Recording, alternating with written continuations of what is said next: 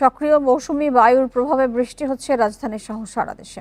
আগামী কয়েকদিন হতে পারে ভারী থেকে অতি ভারী বর্ষণ। আবহাওয়া অফিস বলছে ঢাকায় বৃষ্টি থাকতে পারে আরও 5 দিন।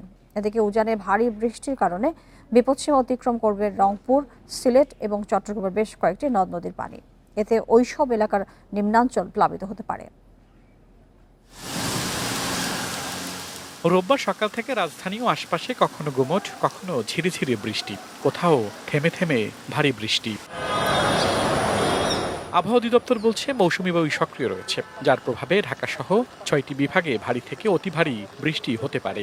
এই ভারী থেকে অতি ভারী বর্ষণের কারণে বাংলাদেশের যে পাহাড়ি এলাকা রয়েছে সেই পাহাড়ি এলাকায় পাহাড় ধসের সম্ভাবনা বলা হয়েছে। পাশাপাশি ঢাকা ও চট্টগ্রাম মহানগরীতে জলাবদ্ধতা সৃষ্টির একটা পূর্বাভাস দেওয়া হয়েছে।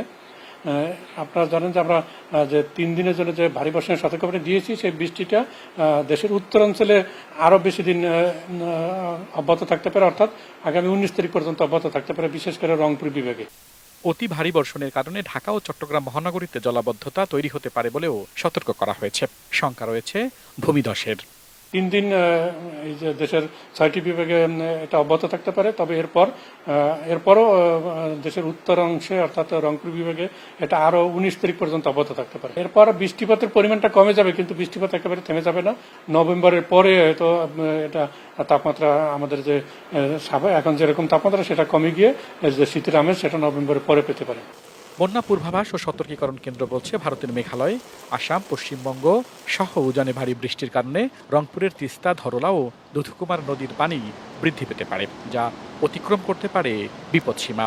ফলে প্লাবিত হতে পারে লালমনিরহাট, নীলফামারী, রংপুর ও কুড়িগ্রামের নিম্নাঞ্চল। বৃষ্টির কারণে পানি বাড়বে সিলেটের সুরমা, কুশিয়ারা, চট্টগ্রামের হালদা, সাঙ্গু ও মাতাবহরী নদীর। আল আমিন হোসেন, ইন্ডিপেন্ডেন্ট নিউজ, ঢাকা।